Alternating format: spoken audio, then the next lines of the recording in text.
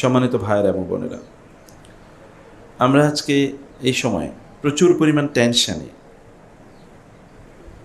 আছি, টেনশানে থাকি, এবং আমাদের প্রচুর পরিমাণ দুশ্চিন্তা, দুর্ভাবনা, এগুলোর কারণে আমাদের সবসময় অস্থিরতার মাঝে থাকতে হয়। কখনো কখনো রাতে ঘুম হয় না, কখনো কখনো দিনে আমরা অস্থির থাকি, এবং অধিকাংশ লোকই তাদের এই মানসিক অস্থিরতা অথবা তাদের এই যে অ্যাংজাইটি বা তাদের হতাশা, দুশ্চিন্তা ইত্যাদির কারণে তারা রোগী হয়ে যাচ্ছে, তাই না? রাসূলুল্লাহ সাল্লাল্লাহু আলাইহি ওয়াসাল্লাম আমাদেরকে দোয়া শিখিয়েছেন, আমরা যেন আল্লাহর কাছে দোয়া করি যেন আমাদের টেনশনগুলো যেন দূর হয়ে যায়। মানব জীবনের এমন কোনো দিক নাই যেই দিকের ব্যাপারে রাসূলুল্লাহ সাল্লাম আমাদেরকে স্পষ্ট দিক নির্দেশনা দেননি। ফলে আমাদের আর কারো কাছে যাওয়ার কোনো প্রয়োজন হয় না, কোনো নলেজ, কোনো জ্ঞান, কোনো তথ্য ধার নেওয়ার জন্য কারো কাছে যাওয়ার কোনো প্রয়োজন নেই। তিনি সব দিয়ে গেছেন, এমন কোনো জিনিস নাই। এমনকি এখন থেকে যদি 1000 বছর পরেও কোনো ক্রাইসিস তৈরি হয়, কোনো সমস্যা তৈরি হয়, ওই সমস্যার সমাধানও কি তিনি দিয়ে গেছেন।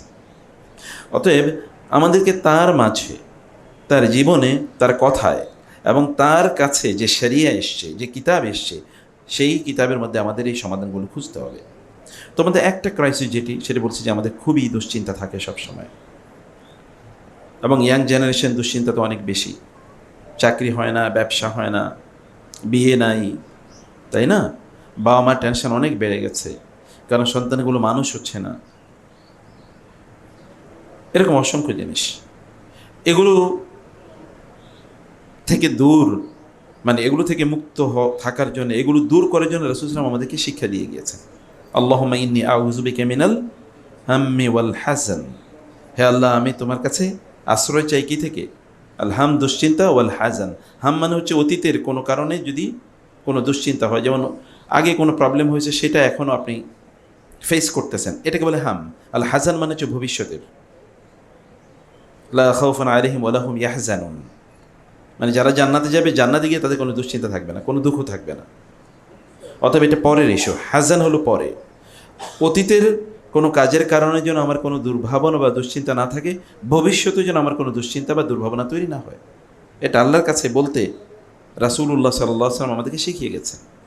ওমিনাল আজ্জি ওয়াল কাসল, এবং দুর্ভাবনা দুশ্চিন্তা তৈরি হয় কখন? যখন আমরা আল আজ হই। আজ মানে কি জানেন? আজ মানে হচ্ছে কোনো একটা কাজ করতে আমরা অক্ষম, ইনক্যাপাসিটেটেড।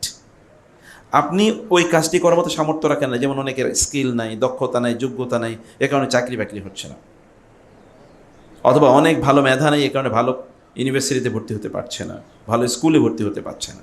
আপনার টেনশনে আছেন, বাচ্চাটাকে হিফজ দিয়েছি, কোরআন হিফজ করার জন্য, কিন্তু হিফজ করতে পারছে না, মেধা দুর্বল। এইটা একটা আজ, এটা লাল কাসাল, খুবই মেধাবী কিন্তু পড়াশোনা করে না, অথবা খুবই কি শারীরিকভাবে খুবই শক্তিশালী কিন্তু কোনো কাজ করে না, কাজ করতে চান, এটা অলস প্রকৃতির। এ দুটোই মানুষের জন্যে অ্যাংজাইটি নিয়ে আসে, টেনশন নিয়ে আসে। আল্লাহ তাআলা এর কাছে যেন আমরা এই দুটোর ব্যাপারে বলি, হে আল্লাহ তুমি আমাদের অক্ষমতাগুলো দূর করে দাও, কোনো কাজ করার জন্য আমাদেরকে সক্ষমতা দাও, স্কিল দাও, যোগ্যতা দাও, দক্ষতা দাও, এবং তার পাশাপাশি আমাদের কোনো অলসতা থাকলে অলসতা দূর করে দাও। কি বলতে হয়? আল্লাহর কাছে অলসতা এর জন্যে, অলসতা যেন আল্লাহ দূর করে দেন, চাইতে হয় আল্লাহর কাছে। না চাইলে আপনি অলস হবেন, আপনি নামাজে মসজিদে এসে আপনি হাই তুলবেন, আপনি নামাজে দাঁড়ায়ও দেখবেন আপনার কি বিশাল বড় হাই আসতেছে, আপনার ঘুম চলে আসতেছে। ওই যে আল কাসাল। আর কাসাল কার সমস্যা? এটা হচ্ছে মুনাফিকদের সমস্যা। ওই যা কমু ইলা সলাতি কমু কুসালা, নামাজে দাঁড়াইলে তারা অলস হয়ে দাঁড়ায়, এটা মুনাফিকদের প্রবলেম। ইমানদার কোনোদিন অলস থাকতে পারে না, ইমানদারের সাথে অলসতা যায় না, এটা মুনাফিকের সাথে অলসতা যায়। ইমানদার অলস হতে পারে না, কারণ ইমানদার থাকবে নাশিত। নাশিত মানে কি জানো? উজ্জীবিত, সবসময় স্পিরিটেড, তার হিউজ স্পিরিট কাজ করার জন্য। কারণ তার কানেকশন কার সাথে? আল্লাহর সাথে। তার তো ব্যাটারি কোনোদিন লুজ হয় না। ইমানদারের ব্যাটারি কোনোদিন লুজ হয় না, ব্যাটারি লুজ হইলে আবার চার্জ দেয়। চার্জ দেয় কার সাথে? আল্লাহ, আমি তো তোমার বান্দা, অতএব তুমি আমার সমস্যার সমাধান করবা। আমি তো আর অন্য কোনো মানুষের বান্দা না, অন্য কারো চাকর না, আমি তো অন্য কারো সৃষ্টি না, আমি তোমার সৃষ্টি। তুমি কি আমার প্ল্যান ছাড়া বানাইছো? নিশ্চয়ই তুমি আমাকে প্ল্যান নিয়েই বানিয়েছো। অতএব আমার ব্যাপারে তোমার যা প্ল্যান সেটা তুমি এক্সিকিউট করো, এবং আমাকে তুমি অসহায় রাখো না। আমি তোমার বান্দা, তুমি তো আর অসহায় না, তাহলে তুমি আমাকে কেন অসহায় রাখবা? এইভাবে আল্লাহ তাআলাকে বলতে হয়। তাহলে আপনি শক্তিশালী হবেন। রাসূলুল্লাহ সাল্লাল্লাহু আলাইহি ওয়াসাল্লাম বদরের প্রান্তরে গিয়ে বলেন, আল্লাহ, এই যে কয়েকটা মানুষ, এরা দুর্বল, এরা যুদ্ধের ময়দানে এসছে, এর বিপরীতে যারা আছে তারা খুবই শক্তিশালী, অস্ত্র শস্ত্রে সজ্জিত, এবং তারা কি যুদ্ধে প্রশিক্ষণপ্রাপ্ত। এরা হচ্ছে শারীরিকভাবে দুর্বল, অস্ত্র নাই, আবার এদের প্রশিক্ষণও নাই। আল্লাহ, আমি এই কয়েকজনে নিয়ে এসেছি যুদ্ধের ময়দানে, এদেরকে তুমি রক্ষা করো এবং তুমি বিজয় দান করো। বিজয় পাইছে কিনা? পেয়েছে। কারণ ধর্ণা দিয়েছে কার কাছে? আল্লাহর কাছে। আর তিনি কি? আজিজিম মুক্তাদির, তিনি হচ্ছেন মহা ক্ষমতাধর, মহা শক্তিশালী। তার শক্তির উপর কোনো শক্তি আছে নাকি? তিনি যদি চান তাইলে ওইটা কি এমন কোনো শক্তি আছে যে ওটাকে বাধা দেবে?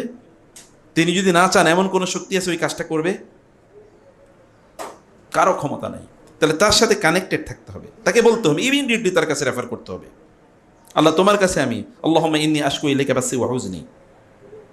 যেমন ইউসুফ আলাইহিস সালাতু ওয়াস সালামকে হারিয়ে তার বাবাকে আবার কার কাছে বলতেন? কেবল আল্লাহর কাছে বলছেন। হয়েছে কি? পরবর্তীতে কাঁদতে কাঁদতে চোখ অন্ধ হয়ে গেছে বটে।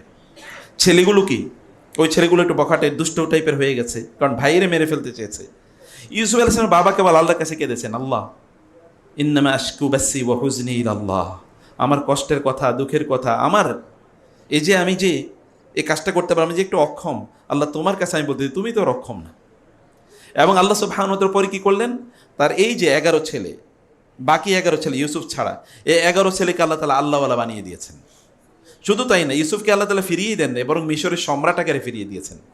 ও তারা তাকে হত্যা করার জন্য কূপে নিক্ষেপ করেছে। শুধু তাই না, তার চোখ যে অন্ধ হয়ে গিয়েছিল, ওই চোখও কি হয়েছে? পরে ভালো হয়ে গেছে।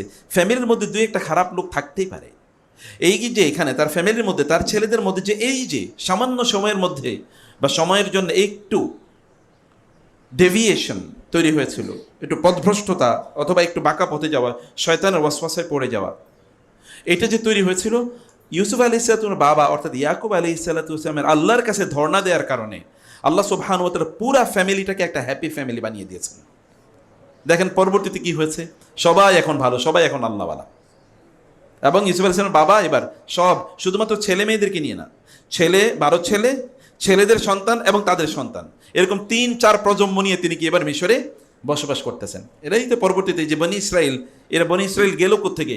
কানান অর্থাৎ এই ফিলিস্তিন থেকে ওইখানে গেল কি হবে? ওই যে ইউসুফ আলাইহিস সালামের সময় বাপ মা সব শুদ্ধ, ভাই বোন সব শুদ্ধ, মানে মিশরে চলে গেছে, এবং মিশরে তারা সম্রাট হিসেবে বহুদিন ছিল। বুঝতে পেরেছেন? একজন মানুষকে হত্যা করার জন্য তারা কি কূপে নিক্ষেপ করেছে, কিন্তু আল্লাহ সুবহানাহু ওয়া তাআলা আল্লাহর কাছে ধর্ণা দেওয়ার কারণে ওনাকে আল্লাহ তাআলা কি বানিয়ে দিয়েছেন? সম্রাট বানিয়ে দিয়েছেন। তাহলে আপনাদের টেনশন কোথাকার? টেনশন কিসের? একজন মুসলমানের টেনশন থাকে কোত্থেকে? তিনি তো আল্লাহকে বলবেন, আল্লাহ এই প্রবলেম তুমি সমাধান করো। সমাধান করা মালিককে, ক্ষমতা কার আছে? তিনি হয় নিজে করবেন অথবা কাউকে দিয়ে করাবেন। নাকি সূরা কাহাফ আপনারা পড়েন না প্রতি জুমাবারে? এই জুমাবারে পড়ছেন সূরা কাহাফ? সূরা কাহাফে কতগুলো ঘটনা আছে, এর মধ্যে 2টা ঘটনা, ওই যে এক ছেলেকে খুবই সুন্দর, আকাতালতা নাফসান যাকিয়াতান বিগাইরি নাফস লাকাদ জিতা শাইআন নুকরা, খুবই খারাপ কাজ করছেন আপনি, এই ছেলেটাকে কেন হত্যা করেছেন?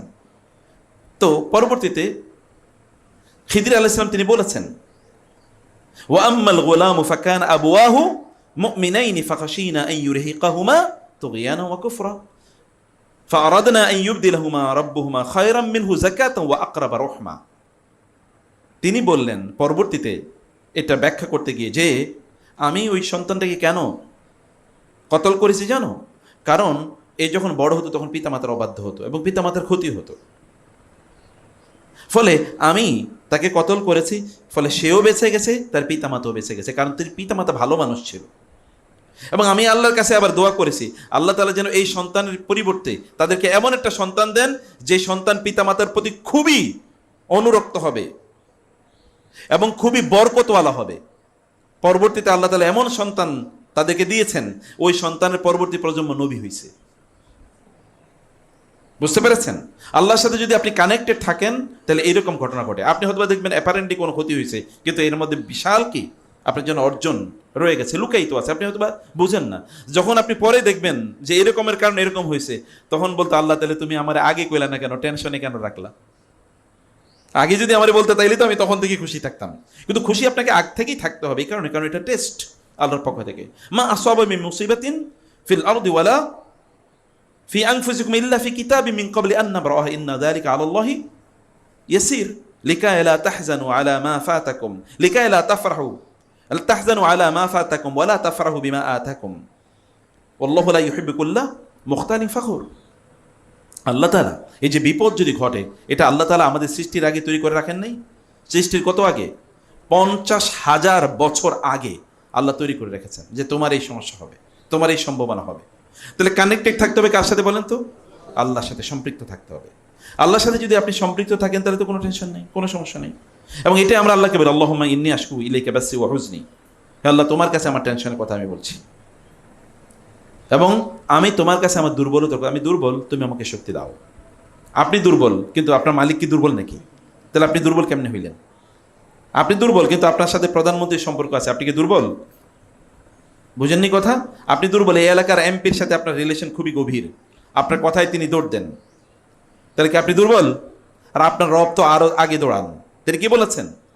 ওয়াইজা সাআলাকা ইবাদি আন্নি ফাইন্নী করিব উজিবু দাওয়াতাদ দাঈ ইযা দাআনি। আমার বান্দার আমি খুবই নিকটবর্তী, ও যখনই ডাকে আমি তখনই ডাকে সাড়া দেই। তাহলে ডাকতে পারছি না, এটা কার ব্যর্থতা? আমাদের। এটা করছে কি? ইস্তাহওয়াযা আলাইহিমুশ শাইতানু ফাআনসাহুম যিকরাল্লাহ উলাইকা হিজবুশ শাইতান। একদল লোক আছে শয়তানের দল। এরা কার দল? শয়তানের দল। এদেরকে শয়তান এমনভাবে প্রভাব তৈরি করে এরা আল্লাহকে ভুলে যায়, যে কোনো সিচুয়েশনে তারা আল্লাহকে ভুলে যায়। তাহলে কি করা যাবে না? টেনশন করা যাবে। বুঝতে পারছেন আমার কথা? টেনশন করা যাবে না। বলতে হবে কার কাছে? টেনশন আসুক, কিন্তু বলবো কার কাছে? কথা বুঝতে পারছেন তো? আল্লাহর কাছে বলতে হবে। এই যে রাসূল সাল্লাল্লাহু আলাইহি ওয়াসাল্লাম শিখিয়েছেন, ওয়াল আজ্জি ওয়াল কাসল ওয়া মিনাল বুখলি ওয়াল জুবন। আল বুখ ওয়াল জুবন, একদিকে আপনি খুব বখিল, মানে কার্পণ্য করেন, কৃপণ। আবার অন্যদিকে কি? লোকটি কি? খুবই ভীরু, খুবই ভীরু, কাপুরুষ। অতএব তিনি একদিকে কি করেন না, তারা আছে দান সাদাকা করেন না, আছে দান সাদাকা করেন না, অন্যদিকে সে অর্জন করার জন্য, উপার্জন করার জন্য কোনো কি চেষ্টা নেই, খুবই ভীরু। এটা করলে যদি আমি লস করি, আমি করব না। ওইটা করলে যদি আমি গেইন না করি, যদি ওইখানে সফল না হই, এ কারণে সে কোনো উদ্যোগই নেয় না, প্রচেষ্টাই গ্রহণ করেন। একদল লোক দেখবেন সারাদিন ঘুরে, কি ব্যাপার কাজ করে না কেন, কইরা দেখছি কাজ হয় না।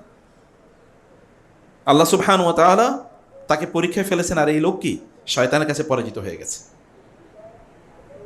ওমিন গালাবাতিদ দাইনি ওয়া কাহরি রিজাল। রাসূল আল্লাহর কাছে এই দোয়া করতেন। এই দোয়া করেন না কেন আপনারা? আমরা কেন করি না? এটা তো ব্যর্থতা আমাদের। এটা দোয়া করলে তো আল্লাহ সব অ্যাংজাইটি, সব ফ্রাস্ট্রেশন দূর করে দেন। প্রিয় ভাইরা, ফ্রাস্ট্রেশনের একটা প্রধানতম কারণ হলো কি? আমাদের অর্থনৈতিক ইস্যু, অথবা আমাদের রিজিক। রিজিক নিয়ে আমরা খুবই টেনশনে থাকি।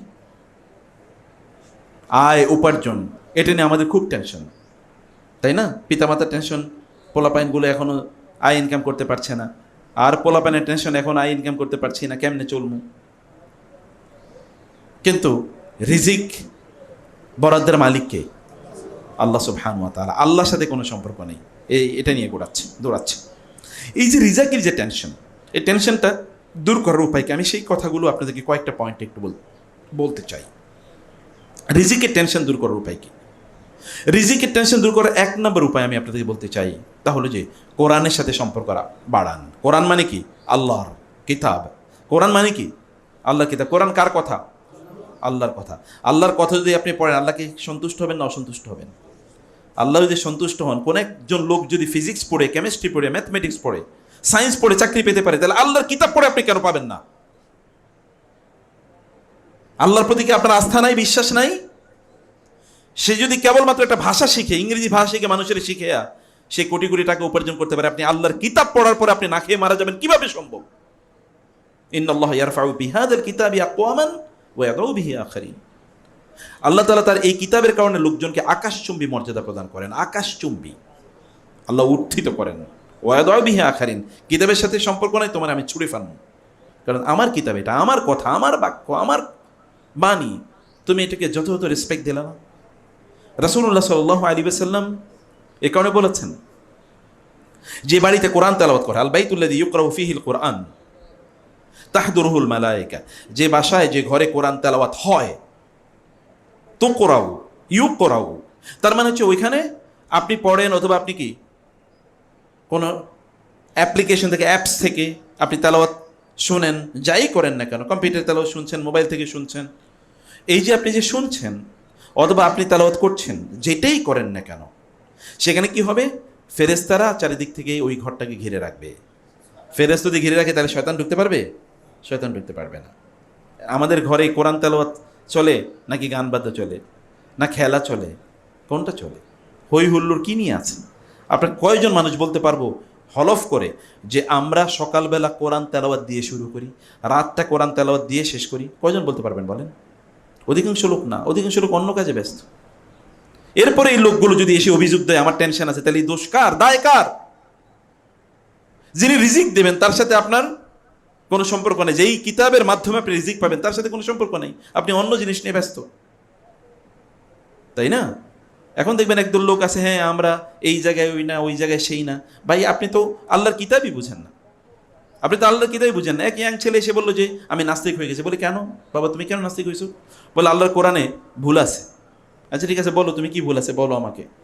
বলে আল্লাহ তাআলাই বলছেন যে কেউ জানে না, ওমা তাদরি নাফসুম মাযা তাকসিবু গাদা ওমা তাদরি নাফসুম বিআইয়ি, ওই যে ইন্নাল্লাহা ইনদাহু ইলমুস সাআ ওয়া ইউনাজ্জিলুল গায়স ওয়া ইয়ালামু মা ফিল আরহাম। আল্লাহ তাআলা 5টা জ্ঞান কেবল আল্লাহর কাছে আছে, এটা অন্য কেউ জানে না। কোরআনের সূরাতু আল মায়েদার কথা। তো এখন বলছেন যে এগুলো শুধু আল্লাহ সুবহানাহু ওয়া তাআলা জানেন, আর কেউ এগুলো, আর কারো কাছে এই নলেজ নাই, তাই না? আর কারো কাছে এই জ্ঞান নাই। সে ব্যক্তি যখন যখন এই কথা বলছে, আমি বলছি ঠিক আছে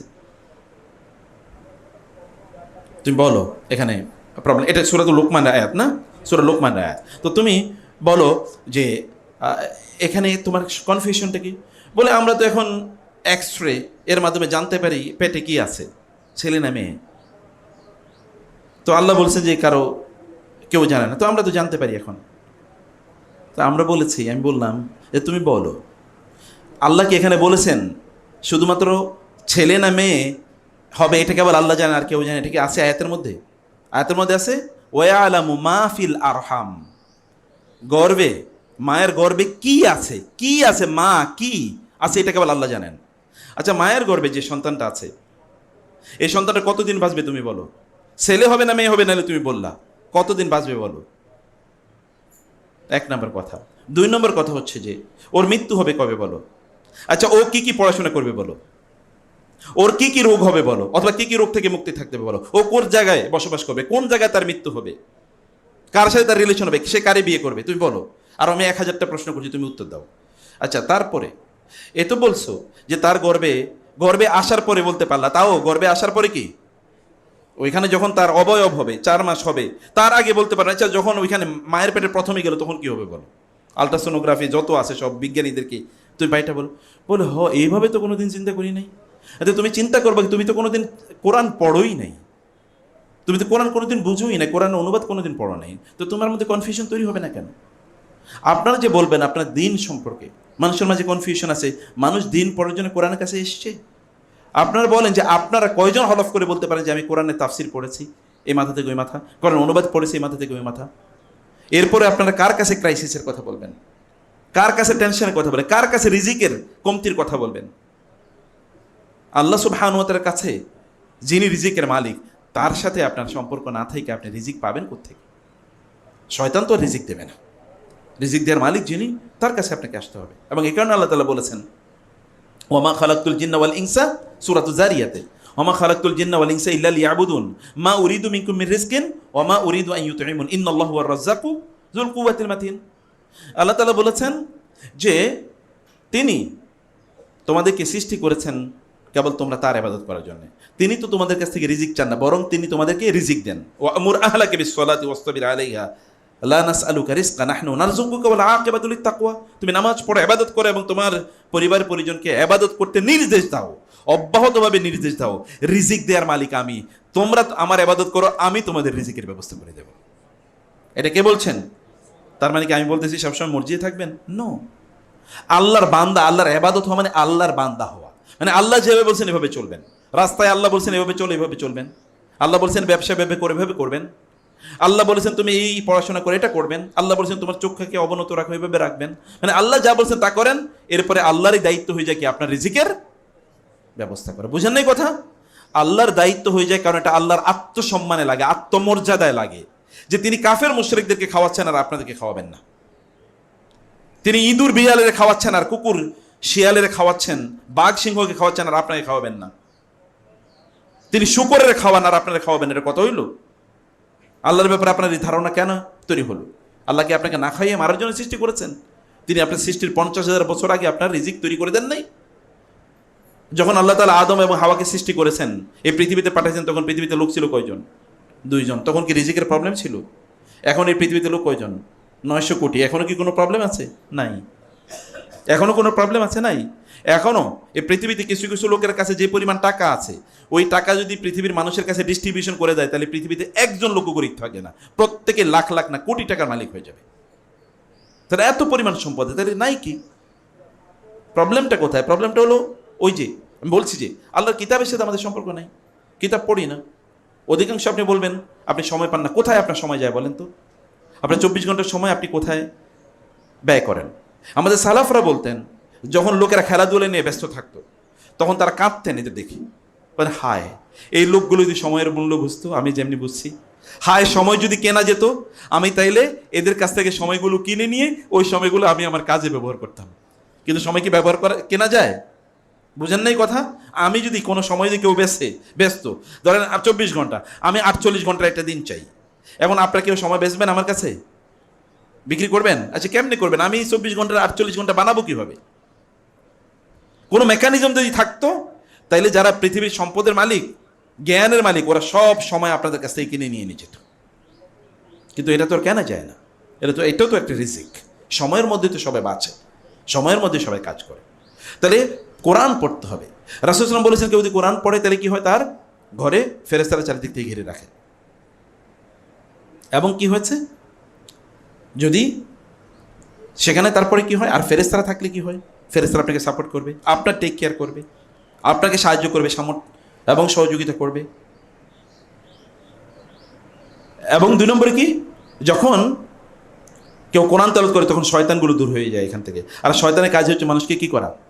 দারিদ্র্যের ভয় দেখানো। আশ-শাইতানু ইয়াইদুকুমুল ফাকরা ওয়া ইয়া'মুরুকুম বিল ফাহশা। আল্লাহ তাআলা বলেছেন, শয়তান তোমাদেরকে দারিদ্র্যের ভয় দেখায়, তুমি গরিব হয়ে যাবা, তুমি এই করবা সেই করবা, আপনার মধ্যে টেনশন ঢুকে দেয়া। এটা কার কাজ? সবচেয়ে বড় শয়তানের 1 নম্বর কাজ হলো মানুষের মধ্যে টেনশন ঢুকিয়ে দিয়ে।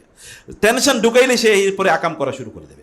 সে তখন 2 নম্বরই করবে, সে তখন মানুষের সম্পদ মারবে, লুট করবে, এই করবে সেই করবে। এটা শয়তানের কাজ। শয়তান মূলত কাজ করে দিচ্ছে, শয়তান মূলত আইডিয়া দিয়ে দেয়। যেমন পৃথিবীর যারা নাস্তিক, সেকুলার, কথিত বুদ্ধিজীবী, ওরা কি দেয়? আসলে আইডিয়া দেয়। ওই আইডিয়া দিয়ে সব শেষ করে দেয়। এখন দেখবেন আপনি ইসলামের আইডিয়া নেই, শরিয়ার কোনো আইডিয়া নেই, সব হলো ওদের আইডিয়া। আর ওদের আইডিয়াতে সারা পৃথিবী চলে নাকি? কাদের আইডিয়াতে চলে সব কিছু? মুসলমানদের দেশগুলো ওদের আইডিয়া চলে। আমাদের কোনো আইডিয়া নাই, আইডিয়া নিয়ে আমরা চিন্তা করি না। মানে আইডিয়া নিয়ে আমাদের আইডিয়া ডেভেলপ করার জন্য আমাদের কোনো ভাবনাও নাই। অথচ আপনি ভাবলেই হয়ে যেত, কারণ আল্লাহ এমন ডাইনামিক ব্রেন আপনাকে দিয়েছেন। আপনি চিন্তা করলেও তো চোখটা বন্ধ করে ভাবেন না। আচ্ছা, আধা ঘন্টা প্রতিদিন সকালে ঘুম থেকে উঠে কোরআন তেলাওয়াত করবেন আধা ঘন্টা, তারপর আধা ঘন্টা চোখটা বন্ধ করে থাকবেন, কোনো জিনিস চিন্তা করবেন না, অন্য কোনো জিনিস না। চিন্তা করুন নিজকে নিয়ে কী করা যায়, ভবিষ্যতে কী করলে ভালো হবে, এটাকে একটু চিন্তা করেন। মোবাইল দূরে রাখবেন, মোবাইল কাছে রাখবেন, আধা ঘন্টা চিন্তা করে দেখেন, 1 সপ্তাহ চিন্তা করে দেখেন, আপনার কাছে হাজার হাজার আইডিয়া চলে আসবে। কিন্তু শয়তান আপনাকে আইডিয়া থেকে দূরে রাখতে চায়, কারণ শয়তান আপনাকে খেলাধুলা ইত্যাদির মধ্যে ঢুকিয়ে দিতে চায়। আপনি ব্যস্ত, খুবই ব্যস্ত। কী নিয়ে ব্যস্ত? ফর নাথিং, কোনো কামে না, আকামে ব্যস্ত। আপনার দেখবেন আপনার ছোট ভাই যার কোনো কাজ নাই, ওরে যদি বলেন একটু বাজারে যাবো, না আমি খুব ব্যস্ত, আসলে কোনো কাজই করে না। আর আপনি কিন্তু চাকরি করেন, কাজ করেন, হাবিজাবি বহুত কাজ করেন, তারপর আপনার সময় আছে, ওর কোনো সময় নেই, কারণ শয়তান ওরে অলরেডি কি তার বন্ধু বানিয়ে নিয়েছে। সময়টাকে ভালো কাজে ব্যয় করলে এটা বারাকা হবে। এবং আমরা যদি আমাদের রিজিকের মধ্যে বারাকা পেতে চাই, তাহলে কোরআন তেলাওয়াত করা। এবং 2 নম্বরে এটা হচ্ছে ফেরেশতারা, মানে 1 নম্বরে ফেরেশতারা আসে, শয়তানগুলো দূর হয়ে যায়। 3 নম্বর হচ্ছে কি, এখানে কল্যাণগুলো বাড়তে থাকে, অকল্যাণগুলো এখান থেকে দূর হয়ে যায়। এবং ওয়াইওয়াসসাউ আলা আহলিহি, অর্থাৎ এই বাসাটা এখানে যারা আছে প্রত্যেকের জন্য প্রশস্ত হয়ে যায়, প্রত্যেকের মাঝে খুবই ভালো সম্পর্ক বিরাজ করে। এখন আমাদের ফ্যামিলি লাইফের সবচেয়ে বড় ক্রাইসিস কি জানেন আপনারা? স্বামী স্ত্রীর সাথে কি নাই? বন্ধন নাই। একজন আরেকজনের মনে যেন মহাশত্রু, একজন আরেকজনের কথা শুনলেই মনে যেন এখনই কি মারামারি লেগেছে, মানে বারুদ আগুন জ্বালিয়ে দিতেছে। কেউ কারো কথা একটাও নিতে পারে না, এমন ভয়ঙ্কর একটা অবস্থা যাচ্ছে না। অধিকাংশ লোক কি দিন আর কি বেদিন, কি মুসলমান আর কি নামদারি মুসলমান বা খ্রিস্টীয় মুসলমান, কি কোনো পার্থক্য নেই, সবগুলো চরিত্র বাসা বাড়িগুলো এরকম হয়ে গেছে। তাহলে মূল সমস্যা হলো যে কোরআন নাই। কোরআন যখন না থাকবে তখন এর বিপরীত পাঁচটা জিনিস ঘটবে। শয়তান আসবে, ফেরেশতারা দূর হয়ে যাবে, কল্যাণ কমে যাবে, অকল্যাণ বাড়তে থাকবে, এবং কি আপনার বাসায় মন টিকবে না, আপনার স্ত্রী পরকীয়া করবে, আপনি পরকীয়া করবেন, লোকের এরকম জায়গায় চলে যাবে। প্রিয় ভাইরা, কোরআনের সাথে কোরআন পড়েন প্লিজ, কোরআন পড়েন, তেলাওয়াত করেন, তেলাওয়াত শোনেন। প্রতিদিন সকালে আধা ঘন্টা কোরআন তেলাওয়াত করবেন। ঘুমের আগে নবীজি সাল্লাল্লাহু আলাইহি সাল্লাম সূরাতুস সাজদা এবং সূরাতুল মুলক সারা তিনি কোনোদিন শুইছেন, ঘুমাইছেন? আপনাদের চেয়ে কি তিনি কম ব্যস্ত না বেশি ব্যস্ত? আপনারা আমার কথা বুঝুন, নবীজি কি আমাদের চেয়ে কম ব্যস্ত না বেশি ব্যস্ত ছিল? তার স্ত্রী ছিল কয়জন? সর্বনিম্ন একসাথে 9 জন। আমরা তো একজন নিয়েই প্রতিদিন প্রায় পাগলা গারদে যাওয়ার মতো অবস্থা হয়ে যায়। আর 9 জন নিয়ে তিনি কেমনে থাকলেন? মহিলারা তো মহিলাই, নারীরা তো নারী, নারীদের মধ্যে কিছু জিনিস আছে স্পেশাল, এটা সবার মধ্যে আছে। এটা আপনার মার মধ্যে আছে, আপনার স্ত্রীর মধ্যে আছে, আপনার বোনের মধ্যে আছে, আপনার মেয়ের মধ্যেও আছে, সবার মধ্যে নারী মানি এর মধ্যে আছে। তা রাসূলের নারীদের মধ্যে কিছু ছিল এরকম রাদিয়াল্লাহু তাআলা আনহুম, যদি তারা আমাদের মা, গোটা মুসলিম উম্মার মা, তারা নারী হওয়ার কারণে কিছু জিনিস ছিল। যেমন রাসূল সাল্লাল্লাহু আলাইহি ওয়াসাল্লাম একবার তো রাগ করে 1 মাস কি গিয়ে মসজিদে থাকলেন না, যেটাকে মানে সাহাবায়ে কেরাম মনে করেছিলেন রাসূল বুঝি তাদেরকে তালাকি দিয়ে দিয়েছিলেন। ইয়া আইয়ুহান নাবিয়্যু লিমা তুহারিমু, সূরাতুল তাহরিম, লিমা তুহারিমু মা আহাল্লাল্লাহু লাক তাবতাগি মারদাতা আজওয়াজিক আল্লাহু গফুরুর রহিম। এই সূরা আল্লাহ তাআলা নাজিল করে দিয়েছেন ওই প্রেক্ষাপটে। তো আপনারা তাইলে তারপরও শান্তি, কি শান্তি! এরপরও তার স্ত্রীর সাথে তার রিলেশনের লেভেল কি! সুবহানাল্লাহ। প্রিয় ভাইরা বোনের, এই কারণে বলছি যে কোরআনকে আপনাদের চর্চার কেন্দ্রবিন্দু বানান, কোরআনকে ব্যাপকভাবে চর্চা করেন। কোরআন যদি আপনার ঘরে চর্চা হয় তাহলে ঘরটা কি আলোকিত ঘরে রূপান্তরিত হবে, বরকতওয়ালা ঘরে রূপান্তরিত হবে, শয়তানগুলো দূরে সরে যাবে, তাহলে সন্তানগুলো দিনদার হবে, আল্লাহওয়ালা হবে, আপনার চোখটাকে প্রশান্ত করে এরকম সন্তান হবে। আপনার সন্তানে আপনার কোনো টেনশন আর থাকবে না। তখন দায়িত্ব নেবেন কে? আল্লাহ তাআলা। ওই যে বাবা মা যদি আল্লাহওয়ালা হয়, সূরা কাহাফের দ্বিতীয় ঘটনা আপনারা জানেন, ও আম্মাল জিদারু ফাকানা লিগুলামাইনি ইয়াতীমাইনি ফিল মাদিনাতি ওয়া কানা তাহতাহু কানজুল লাহুমা ওয়া কানা আবুহুমা সালিহা فأراد ربك أن يبلغا أشدهما ويستخرج كنزهما رحمة من ربك وما فعلته عن أمري ذلك تأويل ما لم تستطع عليه صبرا। এখানে তখন খিদির আলাইহিস সালাম আবার বললেন যে ওই যে একটা দেয়াল যে ভেঙে যাচ্ছিল, দেয়ালটা তিনি নির্মাণ করে দিয়েছেন। মুসা আলাইহিস সালাম বললেন, ওরা আমাদেরকে খাবার দিল না, আপনি দেয়াল নির্মাণ করে দিলেন কেন? তখনই মুসা আলাইহিস সালামকে তিনি বলেন, তুমি আর আমার সাথে থাকতে পারবে না। আচ্ছা ঠিক আছে, আমি এই ঘটনাগুলো বলি কেন করেছি। এই যে দেয়ালটা, এই দেয়াল মানে এই যে ঘরটা, এই ঘরটার মালিক হলো কি? 2টা ইয়াতিম বালক। তার বাবা মা খুব ভালো মানুষ ছিল, বাবা ভালো মানুষ ছিল, কারণ আবুহুমা সালিহা, বাবা ছিল খুব ভালো মানুষ। বাবারা ভালো হয়ে যান, কোরআন তেলাওয়াত করেন, পড়েন, বাবারা কোরআন পড়েন, কোরআনের চর্চা করেন, কোরআনের তাফসির পড়েন, কোরআনের তেলাওয়াত পড়েন, কোরআনের তেলাওয়াত শুনেন, এবং দেখেন আপনার ঘর আল্লাহ তাআলা বরকত দিয়ে ভর্তি করে দেবে। আপনি সারাদিন দৌড়েও কিছু করতে পারবেন না। দৌড়ে কি কিছু করা যায় নাকি? আপনার কথা বুঝেন নাই? ইয়াং জেনারেশন ভালো করে শুনেন, দৌড়ে কি কিছু করা যায়? দৌড়ে কিচ্ছু করা যায় না। ওই যারা অফিসারদের বসে থাকে ওরাই পৃথিবী চালায়, যারা দৌড়ায় ওরা দেখেন কি করে। যারা দৌড়ায় তারা করে কি হয় রিক্সা চালাইবে, অথবা কি ট্রাকের ড্রাইভার হবে, এর বাইরে কি, অথবা কুলিগিরি করবে, দৌড়াবে। আর আপনি দেখেন যারা চালায় ওই হয়তো এয়ার কন্ডিশনের পিছনে নিচে বসে আছে, ওই পৃথিবী চালাইতেছে। দৌড়ে কিছু করা যায় না। আপনাকে কি করতে হবে? আপনাকে দৌড়াতে হবে আল্লাহ দিকে। ইযা রুদিয়া লিস-সালাতি মিন ইয়াউমিল জুমআ ফাসআউ ইলা যিকরিল্লাহ। জুমার আযান দিয়েছে, মসজিদে দৌড়াও, এইটা হলো দৌড়াও। ফাফিরু ইলাল্লাহ, আল্লাহর দিকে দৌড়াও। সাবিকু ইলা মাগফিরাতিন মির রাব্বিকুম ওয়া জান্নাতিন আরদুহা কাআরদিস সামাই ওয়াল আরদি উইদ্দাত লিল্লাযিনা আমানু বিল্লাহি ওয়া রাসূলিহি। তোমরা দৌড়াও আল্লাহর দিকে, আল্লাহর ক্ষমার দিকে, জান্নাতের দিকে, এই দিকে দৌড়াও। রিজিকের মালিক আমি, আমি তোমাকে রিজিক দিয়ে ভরপুর করে দেব। তাহলে দৌড়াইতে হবে ওই দিকে, তাহলে দৌড়াতে হবে সেই দিকে। প্রিয় ভাইরা, সে কারণে আমি বলছি যে আমাদেরকে এই জিনিসটা মাথায় রাখতে হবে। এ কারণে আমাদের সালাফরা তারা বলতেন, ইন্নাল কোরআন গানান লা ফাকরা বা'দাহু ওয়া লা গানা দুনাহু, যে কোরআন আপনাকে এমন ধনী বানিয়ে দেবে যে আর কোনোদিন আপনি গরিব হবেন না। কোরআন যদি আপনি লালন করতে পারেন তাহলে আপনি এমন ধনী হয়ে যাবেন যে এর উপর আর কোনো ধন নাই। এমন ধন আল্লাহ তাআলা আপনাকে প্রদান করবেন। ওমর রাদিয়াল্লাহু তাআলার কাছে এক যুবক এসে খালি জ্ঞান জ্ঞান করতো। ওমর রাদিয়াল্লাহু তাআলা বললেন যে এই লোক, তুমি কি আমার দিকে হিজরত করলা না আল্লাহর কাছে হিজরত করলা? তুমি আমার এনে এসে সবসময় বসে থাকো কেন? তুমি আল্লাহর কাছে বসে থাকতে পারো না? বলে আমার তো সমস্যা সমাধান করতে, বলে তুমি আল্লাহকে বলো, আমার কাছে আমি আসবা না। আচ্ছা ঠিক আছে, তোমার একটা কথা বলি, তুমি কোরআন পড়তে পারো না, যাও কোরআন পড়ো, আল্লাহ তাআলা তোমাকে অভাব দূর করে দেবেন। এ কথা বলার পরে যুবক চলে গেছে। কয়েকদিন পরে আর যুবকের উমরে দিলে দেখেন নাই, খুঁজতেছেন কি রে সে কই, দেখলেন যে মসজিদে, সবার আগে মসজিদে আসে, নামাজ পড়ে বসে থাকে, তাসবিহ তাহলিল করে। বলে কি ব্যাপার, তোমার টেনশন কই? বলে আপনি আমারে বলছেন কোরআন পড়ার জন্য, আমি কোরআন পড়ছি, আল্লাহ তাআলা আমার সব টেনশন দূর করে দিয়েছেন, সব অভাব দূর করেছেন, আল্লাহ আমার ধনী বানিয়ে দিয়েছেন। আপনি বলবেন কোরআন পড়ার কারণে কেমনে ধনী হয়? সম্পদের মালিক যিনি, তিনি আপনাকে চাইলে ধনী বানিয়ে দিতে পারেন না? পারেন কি না? আচ্ছা এই যে এত লোকেরা যারা এত টাকা পয়সার মালিক হলো, কিভাবে মালিক হয়েছে বলেন তো? কিভাবে মালিক হয়েছে? সুলাইমান আলাইহিস সালামকে রাজত্ব কে দিয়েছে? জুলকারনাইনকে রাজত্ব কে দিয়েছে? ওমরকে রাজত্ব কে দিয়েছে রাদিয়াল্লাহু তাআলা আনহু? ওসমান রাদিয়াল্লাহু তাআলা, আবু বকরকে কে দিয়েছে রাজত্ব? গোটা মুসলিম পৃথিবী। আচ্ছা যারা অন্যান্য যারা সম্পদ অর্জন করেছে, কে তাদেরকে দিয়েছে? আল্লাহ কারুনকেও দেয়, আবার কাকে? সুলাইমান আলাইহিস সালামকেও দেয়। কিন্তু কারুনের আবার মাটির নিচে ডুবিয়ে দেয়, আর সুলাইমান আলাইহিস সালামকে একেবারে আসমানের উপরে উঠিয়ে দেয়। ইয়ারফাউল্লাহু আল্লাযীনা আমানু মিনকুম ওয়াল্লাযীনা উতুল ইলমা দারাজাত। আল্লাহ সুবহানাহু ওয়া তাআলা মর্যাদার মালিক। প্রিয় ভাইরা, সে কারণে আমি বলছি আপনাদেরকে কোনোভাবেই আল্লাহ সুবহানাহু ওয়া তাআলাকে আপনারা ভুলে যেও না। কোরআন সূরা জারিয়াত আল্লাহ তাআলা বলেছে, আমার খুবই প্রিয় আয়াত, ওয়াফিস সামাই রিজকুকুম ওয়া মা তুআদুন। রিজিক আসে কোত্থেকে? কথা বুঝেন না? রিজিক আসে কোত্থেকে? আসমান থেকে রিজিকের বরাদ্দ আসে, প্ল্যান হয়, বাজেট হয় কোথায়?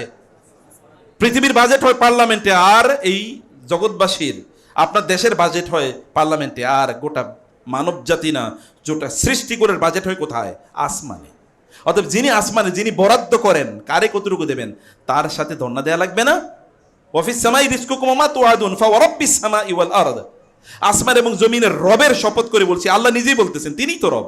তিনি বলছেন আমি আসমান এবং জমিনের রবের শপথ করে বলছি, ইন্নাহু লাহাক্কুন, এটা সত্য, মিসলামা আনতুম তানতাকুন, তোমরা যেমন কথা বলো সত্য, এটা এরকম সত্য। সুবহানাল্লাহ, কি পাওয়ার এই কথার, পাওয়ার কি! এ কারণে আপনাকে আসমানবাসীর কাছে আপনাকে রিজিক চাইতে হবে, আসমানবাসীর কাছে রিজিক চাইতে হবে আপনাকে। পাখিগুলো রিজিক কে দেয়? প্রাণীগুলো রিজিক কে দেয়? মাছের রিজিক কে দেয়? তিমি মাছের রিজিক কে দেয়? তিমি কি পরিমাণ খাবার খায় জানেন আপনারা? একটা তিমি যে পরিমাণ, মানে এটা একদম ছোট ছোট চিংড়ি মাছ বলে, ছোট একেবারে চিংড়ি ছোট, এই চিংড়ি হলো ওর খাবার। মাছ কত বড়, কিন্তু খাবার দিছে কি আল্লাহ? ছোট। যে তুই গায়ে গতরে বড় হইতে পারস, কিন্তু তোরে আমি খাওয়াবো সবচেয়ে ছোটটা, যেন তোর মধ্যে অহংকার ডেভেলপ না করে।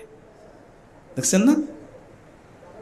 ক্রিট এরকম একটা, মানে এটা সমুদ্রের গভীরে পাওয়া যায় একবারে, মানে আপনি দূরবীন দিয়ে খুঁজে বের করতে হবে, এরকম চিংড়ি মাছ খায়ও, এর বাইরে বেশি খাইতে পারে না, ওর হজমই হয় না তেমনি। কিন্তু ও যা খায় তা কয়েক টন, প্রায় 8 টন, মানে কয়েকটা ট্রাক দিয়ে ভর্তি করে নিতে হবে একবারে সে যা খায়। এই খাবার কে দিচ্ছে? আল্লাহ সুবহানাহু ওয়া তাআলা দেন নেই? ঈগল উড়ে আকাশে, কিন্তু তার খাবারটা কোথায়? সমুদ্রে। আল্লাহ তাআলা তারা এমন চোখ দিয়ে দিয়েছে, আকাশ থেকে দেখতে পায় তোমার খাবারটা এখানে আছে। তাহলে আল্লাহর উপর আপনার তাওয়াক্কুল থাকলে তো কোনো সমস্যা নেই, আপনার কাজ আপনি করে যান, কিন্তু তাওয়াক্কুল রাখবেন কার সাথে? রশি বেঁধে রাখেন আল্লাহর সাথে, আর আপনার কাজ আপনি করতেই থাকুন। ওয়াফিস সামাই রিজকুকুম ওয়া মা তুআদুন। প্রিয় ভাইরা, 1 নম্বর বলছি, আল্লাহর সাথে কানেকশনটা লুজ করেন না। লুজ করলে দুনিয়াও যাবে, খাসিরাত দুনিয়া ওয়াল আখিরা, দুনিয়াও শেষ আখিরাতও শেষ। 2 নম্বরে রাসূলের উপর বেশি বেশি দুরূদ পড়তে হবে। যেমন আজকে জুমার দিন রাসূলের উপর বেশি বেশি দুরূদ পড়া লাগে না? পড়া লাগে কিনা? কথাই বুঝেন না আপনারা, পড়া লাগে কিনা? বলতে হবে তো। আপনারা যে ঘুমান নাই আমি কেমনে বুঝবো? কারণ অনেক লোক তো তাকিয়া থেকেও ঘুমায়, এসে আসলে ঘুমাইতেছে। তো আপনি যে ঘুমান না, এটা তো আপনার আওয়াজ দিয়ে বুঝাতে হবে নাকি? ঘুম তো জুমার দিনই তো সবচেয়ে ভালো ঘুমায় মসজিদে, কারণ যেই খুতবা, আরবি খুতবা, এখন আপনি তো কিছুই বুঝেন না, তো ঘুমাইতেবেন না তো কি করবেন? এই কারণে অনেকেই জুমার রাতে, মানে বৃহস্পতিবার রাতে ঘুমায় না, কারণ মসজিদে গিয়ে কি করবে? ঘুমাবে এখানে কি? বুঝতে পারছেন? যাই হোক, আমরা বলছিলাম যে 2 নম্বর যেটা, তা হলো নবীজির উপর ব্যাপক পরিমাণ দরুদ পড়া, রাসূলুল্লাহ সাল্লাল্লাহু আলাইহি ওয়াসাল্লামের উপর দরুদ পড়া। কেউ একজন এসে রাসূল সাল্লাল্লাহু আলাইহি ওয়াসাল্লামকে জিজ্ঞেস করলেন, ইয়া রাসূল, আমাকে নাসিহা করুন, আমি কি করব? তিনি বললেন, 1 নম্বর সিদকুল হাদিস ওয়া হিফজুল আমানা, তুমি সত্য কথা বলবা এবং আমানত রক্ষা করবা। তিনি বললেন, আমার আরও কিছু নসিহা দেন। তিনি বললেন, তাহলে তোমাকে আরও 2টো কাজ করার কথা বলি, তাহলে সলাতুল ফিল লাইল ওয়াস সিয়াম, সলাতুল লাইল ওয়াস সিয়ামুল হাওয়াজির, তুমি রাতের বেলা রাতের নামাজ আদায় করবা, মানে তাহাজ্জুদ পড়বা, এবং খুবই গরমের দিনে রোজা রাখবা। তেমনি ইয়া রাসূল আমাকে আরও কিছু নাসিহত দেন। তিনি বলেন কাসরাতু যিকির ওয়াস সালাতু আলাইয়া ফা ইন্নাহা তানফি আল ফাকর। তুমি বেশি বেশি আল্লাহ জিকির করবা, আমার উপর বেশি বেশি দুরূদ পড়বা, তাইলে আল্লাহ তাআলা তোমার দারিদ্র্য দূর করে দেবেন। রাসূলের উপর দুরূদ পড়লে আল্লাহ তাআলা দারিদ্র্য দূর করে দেন। উবাই ইবনে কাব বলেন ইয়া রাসূলুল্লাহ, আমি যে দোয়া করি, দোয়ার মধ্যে আমার সময়ের, আল্লাহ তুমি আমার এটা দাও এটা দাও, এর মধ্যে 4/1 সময় শুধু আপনার উপর দুরূদ পড়ি। বলে ভালো, যদি বাড়াও তাহলে তোমার জন্য আরো ভালো। বলে ইয়া রাসূলুল্লাহ, তাহলে আমার সময়ের 3/1 দোয়া যে করি, দোয়ার 3/1 শুধু দুরূদ পড়বো। বলে ভালো, যদি যদি বাড়াও তাহলে আরো ভালো। বলে তাইলে অর্ধেক করবো। বলে ভালো, যদি বাড়াও আরো ভালো। বলে তাহলে আমার দোয়ার মধ্যে আমি দোয়া যখন করব তখন শুধু দুরূদ পড়বো, আর কিচ্ছু বলবো না ইয়া রাসূলুল্লাহ। তিনি বলবেন তাইলে তুমি যদি করো, তাহলে তুমি যত বাড়িয়ে দেবে আল্লাহ তাআলা তোমার রিজিক আরো তত বাড়িয়ে দেবেন, তোমার টেনশন দূর করে দেবেন, তোমার গুনাহগুলো আল্লাহ ক্ষমা করে দেবেন। কারণ কি হাদিসে ঈশ্বর রাসূলুল্লাহ বলেছেন, কেউ যদি দুরূদ পড়ে একবার, তাহলে আল্লাহ তাআলা তাকে কয়টা রহম দেন? 10টা রহম দেন। তাহলে আপনি বললেন একবার, আল্লাহকে একবার চাইলেন, আল্লাহ তাআলা 10 গুণ আপনাকে দিবেন। কি পরিমাণ হইতে পারে? দুরূদ পড়লেই তো যথেষ্ট, কিন্তু পড়তে হবে তো নাকি? এক লোকের তার 500 দিরহাম, তার হঠাৎ করে বড় বিপদ হয়েছে। এখন সে 500 দিরহাম দিনার, তৎকালীন গোল্ড কয়েন, সে একজনের কাছ থেকে ধার নিয়েছে, এক মার্চেন্ট ব্যবসায়ীর কাছে, কিন্তু পরে এটা তাকে ফেরত দেবে, আর ফেরত দিতে পারছে না।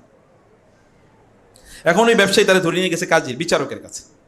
বিচারক বলছে তুমি দিলা না কেন? বলে আমি তো দিতে পারিনি, আসলে এই প্রবলেম ছিল। না, তুমি দিতে হবে, তুমি তো ওয়াদা দিছো, কবে দেবা বলো, ওয়াদা দাও। বলে আগামীকাল দেবো। তো তুমি যে আগামীকাল এটা দিবা, তোমার খুঁজে পাবে কই? গ্যারান্টর দেও। বলে আমি কাকে পাবো, আমি তো কোনো গ্যারান্টর নাই। বলে গ্যারান্টর না দিলে তো মানতে পারি না, তুমি যে আগামীকাল আসবে এটার গ্যারান্টি কি? গ্যারান্টর লাগবে, একজন তোমার জামিন জিম্মাদার হবে। বলে আমি আল্লাহ রাসূলের জিম্মাদার বানালাম। বলে রাসূল জিম্মাদার বানালাম মানে? এটা অবাক করার কথা। আমি রাসূলের জিম্মাদার, তো রাসূল জিম্মাদার কিভাবে হলো, কিভাবে হবে? বলে আমি রাসূলকে জিম্মাদার বানালাম, এবং আমি বললাম হে আল্লাহ, আমি তোমার রাসূলের জিম্মাদার বানাইছি, আমি যদি আগামীকাল না আসি তাহলে তোমার রাসূলের উম্মতের খাতা থেকে আমার নাম খারিজ করে দিও। তিনি যখন এই কথা বলছেন, বিচারক একটু মুভড, এত বড় কথা বলছে, আচ্ছা ঠিক আছে যাও। আর এরপর আর কি বলবে? বিচারক তাকে পাঠিয়ে দিয়েছে। তিনি গিয়ে তার স্ত্রীর বললেন যে অবস্থাতেই আমি আর রাসূলের জিম্মাদার বানিয়ে আসছি। বলে যে রাসূলের জিম্মাদার বানাইছে, তাহলে তো রাসূলের টেনশন, আমাদের টেনশন কি? এটা তো রাসূলের টেনশন। তাহলে চলো আমরা আজকে সারা রাত কেবল দুরূদ পড়বো, আর কিচ্ছু করবো না। যেহেতু রাসূলের জিম্মাদার বানাইছে, এবার তার উপর দুরূদ পড়তে থাকবো। সারা রাত তারা দুরূদ পড়লো, দুরূদ পড়তে গিয়ে একটু হালকা ঝিমিয়ে ঘুমায় পড়েছে। এর মধ্যে দেখলো রাসূল সাল্লাল্লাহু আলাইহি ওয়াসাল্লাম তাকে বলছেন যে তুমি যাও, এখানকার যে গভর্নরের কাছে গিয়ে বলবা যে তোমার যেন 500 দিনার দেয়। তিনি বলছেন, আমি তাকে জিজ্ঞেস করলাম ইয়া রাসূলুল্লাহ, আমি কেমনে গিয়ে তারে বলবো, সে এটার প্রমাণ কি? বলে তুমি তাকে গিয়েও বলবা যে প্রতি রাতে সে আমার উপর 1000 বার দুরূদ পড়ে আমার জন্য, কিন্তু সে গত রাতে পড়ে না, এটার কাফারা দেবে 500 দিনার। তিনি গেছেন, এবার গিয়ে এবার ইয়ের সাথে দেখা করেছেন, গভর্নরের সাথে। গভর্নর তাকে দেখার পরে বলল যে এই আপনার কথাই তো আমার বলছে, আমি তো গত রাতে একটা ভুল করছিলাম। রাসূল সাল্লাল্লাহু আমাকে বলছেন আপনাকে যেন আমি 2500 দিনার দিই, 2500 দিনার। আমি যে ভুল করছি এটা যেন 2500 দিনার দিই। আসেন আসেন, আপনি 2500 দিনার দিয়ে দেবো। এই 2500 দিনার আইসে 500 দিনারের জন্য, উনি 2500 দিনার নিয়ে অলরেডি চলে যাচ্ছে। এবার কাজীর কাছে গেছে। কাজীর কাছে যাওয়ার পরে কাজী বলল যে ভাই, তুমি তো বড় একটা বিপদ গড়েছো, আমি তো গত রাতে স্বপ্নে দেখছি রাসূল সাল্লাল্লাহু আলাইহি ওয়াসাল্লামের, অতএব আমি তোমার দিনার নিতে পারবো না, আমি তোমার পক্ষে ওই লোকের দিনারটা দিয়ে দেবো। এখন ওই লোকে এই সময় যে পাওনাদার, সেই সময় ঢুকছে। সে ঢুকার পরে যখন আসলে এরকম আলোচনা করে, বলে ঘটনা এরকম ঘটছে, আমি তার দিনার নেবই না, বরং আমি তার এক্সট্রা আরো 500 দিনার দিয়ে দিলাম। এবার কত হয়েছে দেখেছেন কিভাবে? আল্লাহ রাসূলের উপর দরুদ যদি কোনো মানুষ পড়ে, সত্যি বিলিভ মি, আমার ব্যক্তি জীবনে এরকম বহু সমস্যার সমাধান হয়ে গেছে দরুদের কারণে। রাসূল বলেছেন ইজান ইউকফা হাম্মুক ওয়া ইউগফারু লাকা যামবুক, তাহলে আল্লাহ তাআলা তোমার টেনশন দূর করে দেবেন, দুরুদই তোমার টেনশনের জন্য যথেষ্ট হয়ে যাবে, এবং আল্লাহ তাআলা তোমার গুনাহগুলো এর মাধ্যমে মাফ করে দেবেন।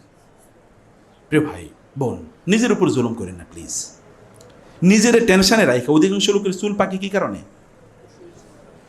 কি কারণে? টেনশনে। নবীজি সাল্লাল্লাহু আলাইহি ওয়াসাল্লাম নিজেই বলেছেন শাইয়াবাতনি হুদু ওয়া আখওয়াতুহা ওয়াল মুরসালাত ওয়াল ওয়াকিআ। সূরা ওয়াকিআ, সূরা মুরসালাত, সূরা হুদ, এই সূরাগুলো আমারে বৃদ্ধ বানিয়ে দিয়েছে। মানে এই সূরাগুলোতে কিয়ামতের আলোচনা আছে, তো এটা পড়ে আমি ভয় পাইছি। অথচ যখন তিনি মারা যান তখন তার সব মিলিয়ে সাহাবায়ে কেরাম বলেছেন 16 থেকে 18টা চুল এবং দাড়ি পাকছে মাত্র, যখন তিনি ইন্তেকাল করেন। অথচ রাসূল আল্লাহ তাআলা বলেছেন লাআল্লাকা বাখিউন নাফসাকা আল্লা ইয়াকুনু মুমিনিন ফালাআল্লাকা বাখিউন নাফসাকা আলা আথারিহিম ইল্লাম ইউমিনু বিহাদাল হাদিসি আসাফা। আপনি মনে হচ্ছে যেন নিজেকে মেরে ফেলবেন টেনশনে, কারণ এরা মুসলমান হচ্ছে না, এরা ইসলাম গ্রহণ করছে না। তারপরও তার অবস্থায়, কারণ তিনি বারবার কার কাছে তার কথা বলতেন? আল্লাহর কাছে বলতেন। ভাইয়েরা, এই কারণে আমি আপনাদেরকে বলবো যে আপনারা প্লিজ রাসূলের উপর বেশি বেশি দুরূদ পড়েন। মান কারাল কোরআন ওয়া হামিদার রাব্ব ওয়া সাল্লা আলা নবী ফাকাদ তালাবাল খায়রা মিন মাকামিনি। একটা বর্ণনা আছে, এরকম দুর্বল একটা বর্ণনা আছে, কেউ যদি আল্লাহর প্রশংসা করে, কোরআন তেলাওয়াত করে, রাসূলের উপর দুরূদ পড়ে, তাইলে সে মূলত সম্পদগুলো যেই জায়গায়, যেই মানে গুপ্ত ধন, যেই খাজানাগুলোতে, অর্থাৎ যেই ট্রেজারিতে এই সম্পদগুলো প্রিজার্ভ করা আছে, সংরক্ষণ করা আছে, ওই জায়গা থেকে সে মূলত এবার আহরণ করতেছে, তার মতো করে যা চাইতেছে ওইখান থেকে নিচ্ছে সে। কারণ ওগুলো সব এখানে প্রিজার্ভ করা আছে, সংরক্ষণ করছে, ওইখান থেকে সে সম্পদ নিচ্ছে। সেই তিনটা কাজ যদি করে, একটা হলো আল্লাহর প্রশংসা, রাসূলের উপর দুরূদ এবং কি কোরআন তেলাওয়াত, এটা আমাদের যতদূর সম্ভব এই জায়গাগুলোতে কোনোভাবে কমতি করা কোনোভাবে ঠিক হবে না, প্রিয় ভাইরা। এবং 3 নম্বর যে বিষয়টা এর সাথে আরো সম্পৃক্ত, তা হলো ইস্তিগফার করা। আস্তাগফিরুল্লাহ আস্তাগফিরুল্লাহ আস্তাগফিরুল্লাহ। আমি বলে যে আপনাদেরকে প্রেসক্রিপশন, তা হলো প্রতিদিন 1000 বার আস্তাগফিরুল্লাহ আস্তাগফিরুল্লাহ, এতটুকু বলবেন। কি বলবেন? আস্তাগফিরুল্লাহ আস্তাগফিরুল্লাহ। কতবার বলবেন? 1000 বার। প্রতিদিন 1000 বার বলবেন সাল্লাল্লাহু আলাইহি ওয়াসাল্লাম সাল্লাল্লাহু আলাইহি ওয়াসাল্লাম। এখন থেকে পড়েন, 1 মাস পড়েন, 1 সপ্তাহ পড়েন, দেখেন আপনার জীবনে কি ঘটে। শুধু দেখেন, জাস্ট টেস্ট ইট, শুধু টেস্ট করেন, অন্য কাজ করবেন না, সব বন্ধ করে, মোবাইল আবারও বলছি এগুলো বন্ধ করে, সব কিছু, ইন্টারনেট বন্ধ করে, বাসার বন্ধু বান্ধবের সাথে কথা, দরজা বন্ধ করে একেবারে কি করবেন বলেন তো? কি বলছি? আস্তাগফিরুল্লাহ কয়বার আর দরুদ কয়বার? এবং দেখেন কি ঘটে জীবনে, মিরাকল ঘটবে। আপনি বুঝতে পারেন কিভাবে এগুলো হচ্ছে। আমি তো এগুলো করি না, তাহলে হলো কিভাবে? কারণ আল্লাহ তাআলা ওয়াদা দিয়েছেন, ফাকুল তুস্তাগফিরু রাব্বাকুম ইন্নাহু কানা গাফফারা ইউরসিলিস সামা আলাইকুম মিদরারা ওয়া ইমদিদকুম বিআমওয়ালিন ওয়া বানিন ওয়া ইয়াজআল লাকুম জান্নাতিন ওয়া ইয়াজআল লাকুম আনহারা মা লাকুম লা তারজুনা লিল্লাহি ওয়াকারা। তোমরা আল্লাহকে সম্মান দিচ্ছ না কেন? আস্তাগফিরুল্লাহ আস্তাগফিরুল্লাহ পড়ো, তাইলে তো আমি তোমাদের জমিনগুলো সম্পদ দিয়ে ভরপুর করে দেব। আল্লাহ তাআলা বলছেন তোমাদের সন্তান দিয়ে ভরপুর করে দেব, এমন সন্তান যে সন্তানদের দিকে তাকাইলেই তোমার কি চোখ থেকে আনন্দের অশ্রু পড়বে। আমারে আল্লাহ তুমি এরকম সন্তান দিছো, আলহামদুলিল্লাহ। এটা তখন তুমি বলবা, তুমি আমারে কেন তুমি বলো না আস্তাগফিরুল্লাহ? কারণ যখন মানুষ ইস্তেগফার করে তখন আল্লাহ গুনাহ মাফ করে দেন, আর যখন আল্লাহ গুনাহ মাফ করে দেন তখন তো আল্লাহর বন্ধু হয়ে যায়। আর আল্লাহর বন্ধুরে কি আল্লাহ না খেয়ে মারবে নাকি? কি মনে হয় আপনাদের? আল্লাহর বন্ধুরা আল্লাহ কষ্ট রাখবেন কি মনে হয় আপনাদের? জিবরিল আলাইহিস সালাম কি রাসূল এসে বলেন নাই, আপনি আমাকে বলেন আল্লাহ পাঠাইছেন, আপনি যদি বলেন তাহলে উহুদ পাহাড়ের কি বানিয়ে দেবো? সোনা বানিয়ে দেবো। আপনি যদি বলেন তাহলে আসমান থেকে বৃষ্টি নাজিল হবে না, সোনা নাজিল হবে, সোনা স্বর্ণ। বলেন নাই জিবরিল আলাইহিস সালাম? কারণ কি? ওই যে ইস্তেগফার। তিনি প্রতিদিন কয়বার ইস্তেগফার করতেন? প্রত্যেক নামাজের পর 70 বার, 100 বার আস্তাগফিরুল্লাহ আস্তাগফিরুল্লাহ আস্তাগফিরুল্লাহ। 3 বার তো প্রথমে পড়তেন, এরপরে সাহাবায়ে কেরাম বলছেন আমরা গুনছি তিনি 70 বার পড়ছেন, 100 বার পড়ছেন, আমরা গুনতাম। এবং তিনি ওই কথা বলেছেন, অথচ তার কোনো গুনাহ নাই। এইটা ইস্তেগফার কেবলমাত্র আপনার গুনাহ মাফ করে না, ইস্তেগফার আপনার সম্মান বাড়ায় এবং রিজিকের ঘাটতি সমস্যা সমাধান করে দেয়। যেমনিভাবে দুরূদ করে, যেমনিভাবে আল্লাহর প্রশংসা, সে কারণে আল্লাহর শুকর আদায় করবেন। যা পাইছেন তাই শুকর আদায় করেন প্লিজ। আপনারা বলতে পারেন আলহামদুলিল্লাহ? বলতে পারেন না? বলেন তো দেখি, বলতে পারেন কিনা? এটা একটু বেশি বেশি বললেন। যা আছে তাতে আলহামদুলিল্লাহ, কোনো অভিযোগ দিয়েন না। আলহামদুলিল্লাহ আলহামদুলিল্লাহ আলহামদুলিল্লাহ। আল্লাহকে বলেন না লাইন শাকারতুম লাযিদান্নাকুম ওয়া লাইন কাফারতুম ইন্না আযাবি লাশাদীদ। কেউ যদি শুকর আদায় করে আল্লাহ তাআলা কেবলমাত্র তার সম্পত্তি বাড়ান, আল্লাহ তাআলা তার জ্ঞানও বাড়িয়ে দেন। আপনি যদি চান যে আপনার জ্ঞান বাড়ুক তাহলে বেশি বেশি বলবেন আলহামদুলিল্লাহ আলহামদুলিল্লাহ। দেখবেন আল্লাহ তাআলা আপনার কোত্থেকে যে জ্ঞান দেবেন এটা আপনি চিন্তা করে। ফাফাহামনা সুলাইমানা ওয়া কুল্লান আতাইনাহু হুকমান ওয়া ইলমা। আমি সুলাইমানের নিজে শিখাইছি। আল্লাহ বলছেন ওয়া আল্লামা আদামাল আসমাআ কুল্লাহা। আদম আলাইহিস সালামকে শিখাইছে কে? রাসূল সাল্লাল্লাহু আলাইহি ওয়াসাল্লাম বলেছেন আদ্দাবানি রব্বি ফাআসানা তা'দিবি। আমারে আমার রব শিখাইছে। আমার গুরুকে, আমার শিক্ষককে আমার রব আল্লাহ আমাকে শিখিয়েছেন, জ্ঞান দেন। খিদর আলাইহিস সালামকে জ্ঞান কে দিয়েছেন? আল্লাহ করেছে। ওই সূরা আছে না, সূরা কাহফে, ফাওয়াজাদা আবদাম মিন ইবাদিনা আতাইনাহু রাহমাতাম মিন ইনদিনা ওয়া আল্লামনাহু মিন লাদুন্না ইলমা। আমি তারে শিখাইছি। আল্লাহ বলছেন। তাহলে জ্ঞান দেওয়ার মালিক কে? জ্ঞানের মালিক কে? তিনি। জ্ঞান দেনও তিনি। তিনি আপনাকে, আপনি শুকর আদায় করেন, দেখেন তিনি আপনাকে কিভাবে জ্ঞান বাড়ায় দেন। বলেন আলহামদুলিল্লাহ আলহামদুলিল্লাহ আলহামদুলিল্লাহ বলতে থাকেন। আল্লাহ সুবহানাহু ওয়া তাআলাকে ফাঁকি দেয়া যায় না। আপনি আসলে ফাঁকি দিচ্ছেন নিজকে ফাঁকি দিয়ে আপনার লাভ কি? আপনার শেষ, দুনিয়াও শেষ, আখিরাতও শেষ। এবং প্রিয় ভাইরা, এরপরে যেটা বলতে চাই তা হলো আপনি বেশি বেশি মৃত্যুর কথা মনে করবেন। মৃত্যুর কথা, যে এরপরে কি হবে, আখিরাতের কথা যদি কোনো মানুষ মনে করে, রাসূল বলেছেন কেউ যদি আখিরাতকে প্রাধান্য দেয়, তাহলে আল্লাহ তাআলা এই দুনিয়াকে আল্লাহ তাআলা তার পেছনে ছুটিয়ে দেন। যা তুই দুনিয়া, তার পেছনে ঘুর, তার গোলামের মতো করে চল। যদি কেউ আখিরাত কেন্দ্রিক চিন্তা করে, বুঝেন নাই কথা? বুঝতে পারছেন? এই যুবকরা কি বুঝতে পারছেন? আপনারা কি করতে হবে? আখিরাত কেন্দ্রিক চিন্তা করতে হবে। চিন্তা করুন আখিরাত নিয়ে। মানুষ যে যত বেশি দেখবেন রাষ্ট্র প্ল্যান নেয় 5 বছরের, যারা যত বড়, যেমন এখন ইহুদিরা আগামী 10 বছর পরে কি হবে ওই প্ল্যান ওরা নিয়ে রাখছে, আর আমরা আগামীকাল কি হবে এটাই জানি না। এটা নিয়ে আমাদের কোনো প্ল্যান নেই, আছে নাকি? গোটা মুসলমান উম্মারই আগামীকাল কি হবে এটা নিয়ে কোনো প্ল্যান নাই, আর ইহুদিরা 10 বছর পরে কি হবে এটা নিয়ে প্ল্যান করছে। এ দেখেন না, এআই সারা পৃথিবী নিয়ন্ত্রণ করতেছে। 3 বছর আগে কেউ জানছে যে এরকম একটা, এখন ওরা এআই না, এখন দেখেন না ওই যে কয়েকদিন আগে এলন মাস্ক বলেছে 10 বছর পরে পৃথিবীতে টাকা বলতে কোনো জিনিস থাকবে না, কারেন্সি বলতে কোনো জিনিস থাকবে না। আপনারা এখন দেখেন এই যে আপনারা যে বিভিন্ন ধরনের মোবাইল অ্যাপসে টাকা পাঠান না, পাঠান কি? টাকা পাঠান নাকি? কি পাঠাই আমরা? ডিজিট পাঠাই, কি ডিজিট। এখন দেখেন আমরা এই যে ব্যাংকিং, ইন্টারনেট ব্যাংকিং যে করি, আসলে পাঠাই কি ডিজিট। কেউ কোনোদিন টাকা নিয়ে যাইতেছে এখন আর কোথাও যায় না, ডিজিট। এই ডিজিটের কথা ওরা কয়েকদিন, ডিজিটালাইজেশন ওরা কয়েকদিন আগে 3-4 বছর আগে বলছে ডিজিট। আমরা এখন দেখি আসলেই সব ডিজিট হয়ে গেছে, কোনো টাকা পয়সা নেই কারো হাতে। কিছুদিন পরে তাই হবে, ওরা এটা নিয়ন্ত্রণ করতেছে, আর আমরা সব খাই আর ঘুমাই আর টয়লেটে যাই আর খেলা দেখি। কি জাতি! চিন্তা নাই, ভাবনা নাই, কোনো চিন্তা। আপনারাও তো চিন্তা করেন না, আপনারা তো ভাবেন না, তাহলে ভাববে কারা? চিন্তা করবে যারা চিন্তা করে, তারাই পৃথিবী নিয়ন্ত্রণ করে। যারা চিন্তা করে তারাই কি পৃথিবী নিয়ন্ত্রণ করে, মনে রাখবেন। এই কারণে বলা হয় থিঙ্কার, চিন্তাবিদরাই পৃথিবী নিয়ন্ত্রণ করে। চিন্তা করেই দেখেন, আপনি চিন্তা করেই দেখেন আল্লাহ তাআলা কিভাবে দুয়ারগুলো উন্মুক্ত করে দেয়।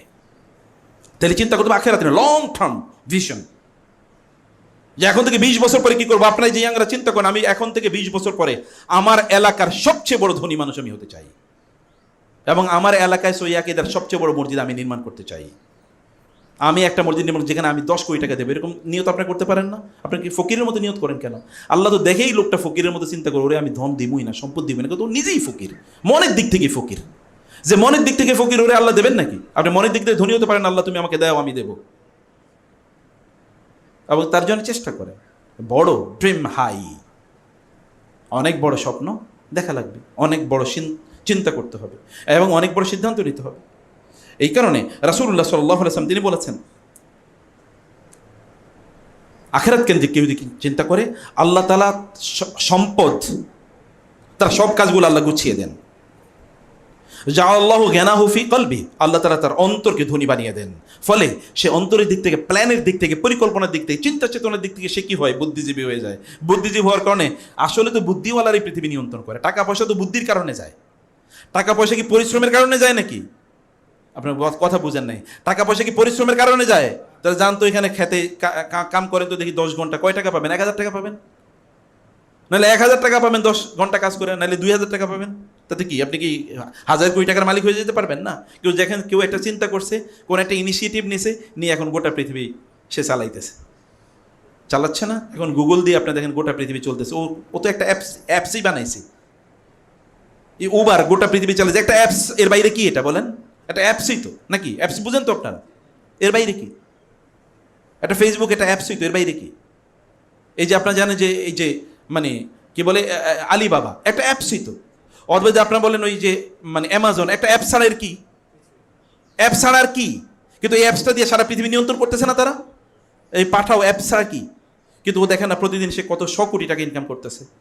উবার কত 100 কোটি টাকা। আমি এগুলো নাম বললাম, এগুলো পপুলার তো এমনি, আমি কইলেও পপুলার, না কইলেও পপুলার।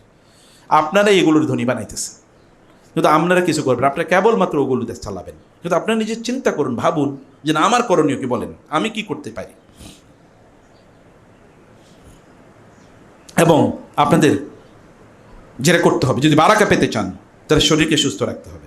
অধিকাংশ মুসলমানই শারীরিকভাবে অসুস্থ, তাই না? অধিকাংশ মুসলমানই কি শারীরিকভাবে অসুস্থ, আর ওরা দেখবেন শারীরিকভাবে কি শক্তিশালী।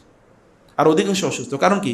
খাবে হলো হচ্ছে ওই যে ফুটপাতের খাবার, এটাই তার কাছে মজা লাগে। স্ট্রিট ফুড নাম দিছে কি স্ট্রিট ফুড। আর ওই স্ট্রিট ফুড যে বানাইতেছে, ও যে ঘাম দিয়ে টয়লেট এবং পেশাব ধৈরেই যে বানাইতেছে, এইগুলি খায়।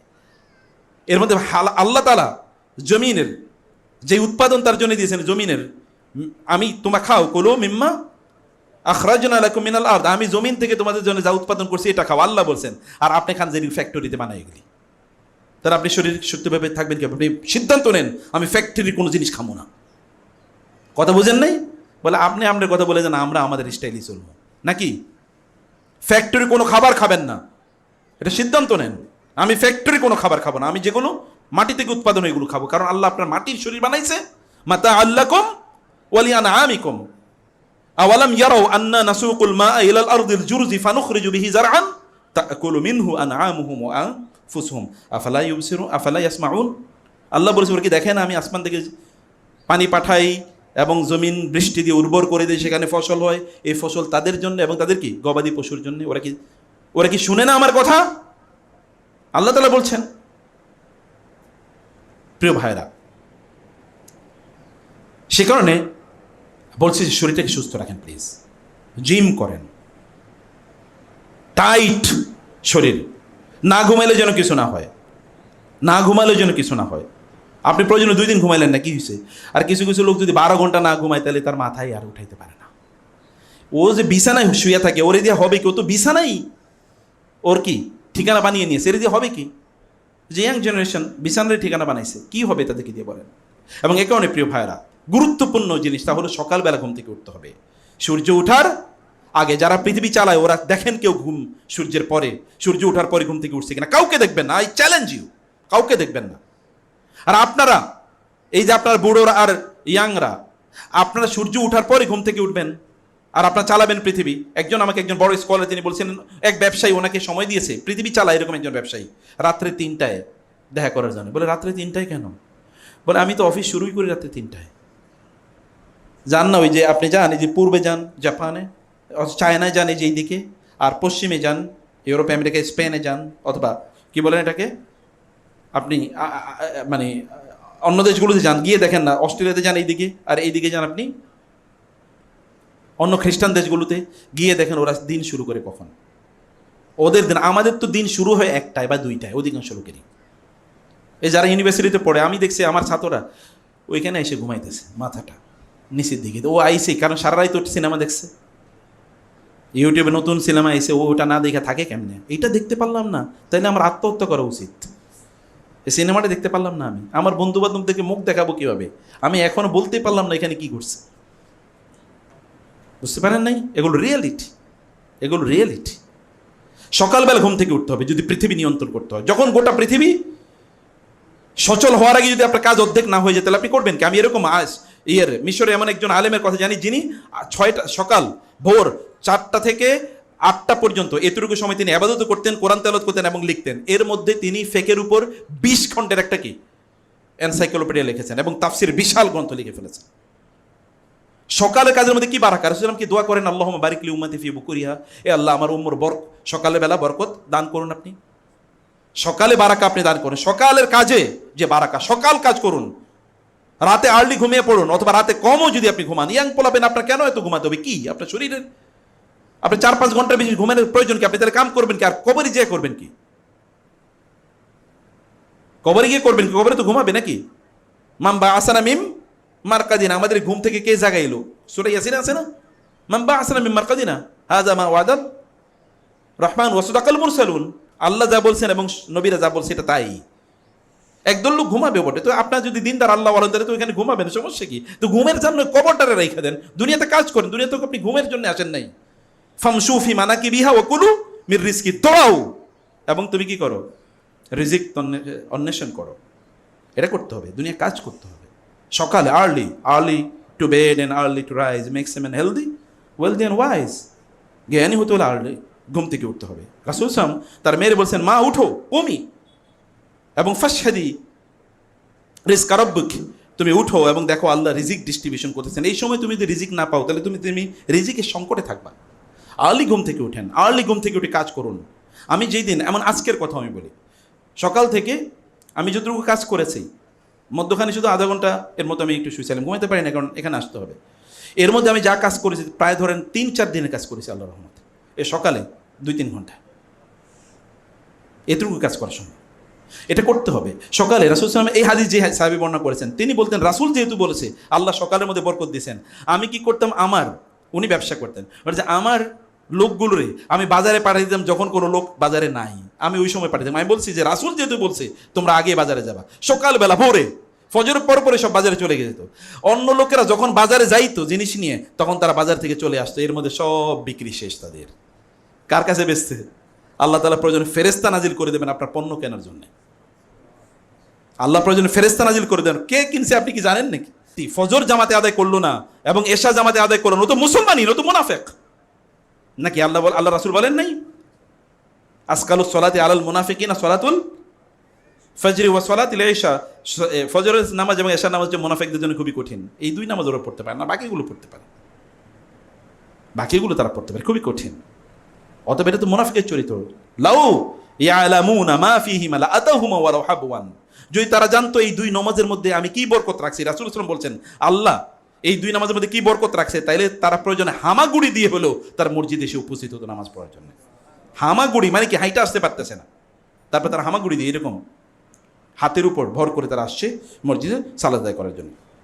এখানে প্রিয় ভাইরা, আর যে সকালবেলা ঘুমিয়ে থাকে, ঘুম থেকে ওঠে না, শয়তান তার দুই কানে কি করে, কথা বলছেন ইয়াংরা ভালো করে শুনেন, শয়তানের পেশাব নিয়ে যেগুলো চলে ওটার সেই মানে তার চেয়ে নাজাসাত, অপবিত্র, খবিশ আর কে আছে বলেন? ও তো খবিশ আকারে ঘুম থেকে সকালবেলা উঠছে। আর আপনাদের ঘরে যারা আছে, এই যে বুড়োরা আছেন, আপনাদের ঘরে কোনো বাচ্চারা সকালবেলা ঘুম থেকে উঠে নাই, ফজর পড়ে নাই, ওই বাচ্চা আপনার ঘরে থাকে কিভাবে? আর আপনার রান্না খায় কিভাবে? অথবা আপনার ইনকাম খায় কিভাবে? আপনি কি মুসলমান না? মুসলমান হলে আপনার ঘরে থাকে কেমনে এরকম মানুষ? তাহলে আমাদের ইমানে প্রবলেম, আমাদের দিনদারিতে প্রবলেম আছে, কমিটমেন্টে প্রবলেম আছে। সকালে সবাইকে পিটিয়ে প্রয়োজনে ঘুম থেকে উঠান, উঠো, আমি তোমার জন্য এখানে দিন রাত খাটবো আর তুমি এখানে ঘুমিয়ে থাকবো, অসম্ভব, হতেই পারে না। পুরুষ হন, পুরুষ, হাফ লেডি হয়ে কোনো লাভ নেই, এর দুনিয়াও চলবে না, আখেরাতও চলবে।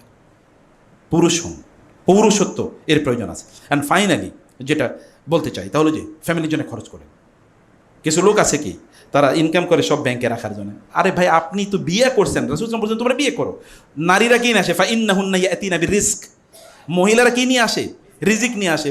পোলাপাইন বিয়ে করবে না, সে চাকরি বাকরি করবো, এরপরে ফ্ল্যাট করবে, বাড়ি করবে, গাড়ি করবে, নামের সাথে এই লাগাইবো সে লাগাইবো, তার বিয়ে করবে। মিয়া তখন তো তুমি বুড়া, তোমার বিয়ে করার দরকার কি? তখন বুড়া মানুষের বিয়ে করার দরকার কি? বিয়ে তো করবে যুবকরা।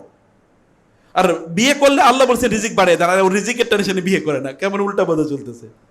আল্লাহ বলছে বিয়ে করলে কি রিজিক বাড়িয়ে দেবেন, আর ওরা বলছে আমার রিজিক নাই যেহেতু আমি বিয়ে করতেছি না।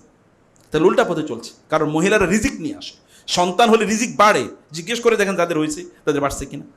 আল্লাহ ব্যবস্থা করবেন, আল্লাহকে ও রিজিক দিয়ে তারা বানান নাই, রিজিক আল্লাহ সুবহানাহু ওয়া তাআলা বাড়িয়ে দেবেন। সাদাকা করবেন, এবং আত্মীয় স্বজনের জন্য কোনো মানুষ আত্মীয় স্বজনের সাথে সম্পর্ক নাই, তার রিজিকের মধ্যে কোনোদিন বারাকা হবে না, আল্লাহর কসম করে বলছি। রাসূলুল্লাহ বলেছেন কেউ যদি চায় তার হায়াতের মধ্যে বরকত হোক, তার রিজিকের মধ্যে বারাকা হোক, তাহলে তার আত্মীয় স্বজনের সাথে কি যেন সম্পর্ক রাখে। আজকেই যাবেন, কোন কোন আত্মীয়র সাথে যোগাযোগ নাই তাদেরকে ফোন করেন, কথা বলেন। প্রয়োজনে তার মোবাইলে 100 টাকা পাঠিয়ে দেন, ভাই আমি পাঠাইলাম, সমস্যা কি? আপনি পাঠান। এক আলেমের কাছে একজন এসে বললো যে আমার সংসার চলে না, যে টাকা পাই এই সংসার চলে না। বলে তুমি এখন থেকে প্রতিদিন সাদাকা করবা। বলে আমার সংসারই চলে না। বলে আমি বলছি তুমি সাদাকা করবা। উনি 1 মাস পরে এসে দেখে বললেন, এবার হুজুরের সাথে দেখা করছেন, বলে যে আমার যে রিজিক কোত্থেকে বাড়ছে আমি তো জানি না, আমি তো টাকা দিতেছি, কিন্তু টাকা বাড়লো কোত্থেকে? বাড়ানো মালিককে। কেউ যদি দেয় তাহলে আল্লাহ বলছেন না যে আমি 700 গুণ বাড়িয়ে দিই? সূরা বাকারে বলছে না, মাসাল্লাযিনা ইউনফিকুনা আমওয়ালাহুম, দান করেন, আত্মীয় স্বজনের সাথে যোগাযোগ রাখেন। আত্মীয় স্বজন আমি আমার স্বাস্থ্য বাইরে দেখতে পারি না, কাজিনদেরকে দেখতে পারি না, ভাইরা আমার সাথে খারাপ আচরণ করছে, মা আমার সাথে খারাপ আচরণ করছে, বাবা আমার সাথে খারাপ আচরণ করছে, আমাকে সম্পদ কম দিয়েছে, ভাইরা আমার সাথে গাদ্দারি করছে, এগুলো বলে তাদের সাথে যোগাযোগ রাখেন না। আপনাকে আল্লাহ তাআলা আজীবন এইরকম সংকটের মধ্যেই রাখবে। যোগাযোগ করেন, কে কোথায় আছে তাকে ফোন দেন, কথা বলেন, তার জন্য কিছু। কেবলমাত্র ওই হিন্দুদের মতো করে বেড়াইতে যাইবেন না, আইসা খাবেন না, গিয়ে খাবেন নাকি খেয়ে আসছেন, বুঝেন নাই? ক্যালকাটাতে গেলে দাদা গিয়ে খাবে নাকি খেয়ে আসছো, মানে এখানে খাওয়াবে না। আবার নেওয়ার সময় দাদা তুমি কি খাবা, তাহলে 1 পিস মাংস নিয়ে যাবে, 1 পিস মাছ নিয়ে যাবে। যখন কোথাও যাবেন একটু কিছু হাদিয়া নিয়ে যান, সাথে করে কিছু দিয়ে আইসেন, এগুলো আপনার জন্য বরকতের কারণ। বুঝতে পারছেন? এগুলো বরকত কারণ। অতএব আপনি যদি যত বেশি আপনি দান করবেন, যত বেশি আপনি সাদাকা করবেন, দান এবং সাদাকার কারণে আল্লাহ সুবহানাহু ওয়া তাআলা আপনার রিজিক অনেক অনেক বাড়িয়ে দেবেন। যা পারেন দেবেন, আত্মীয়স্বজনের জন্য বেশি বেশি করবেন, পিতামাতার জন্য করবেন, আল্লাহর মধ্যে বাড়ায় দেবেন ইনশাআল্লাহ। আল্লাহ তুমি আমাদের রিজিকের মধ্যে অনেক বারাকা দাও, আমাদের সকল সংকটগুলো দূর করে দাও এবং আমাদের টেনশনগুলো দূর করে দাও। আমিন। আকুল কওলি হাযা ওয়াস্তাগফিরুল্লাহ লি ওয়া লাকুম ওয়া লিসাইরিল মুসলিমিন ফাস্তাগফিরুহু ইন্নাহু হুয়াল গফুরুর রহিম।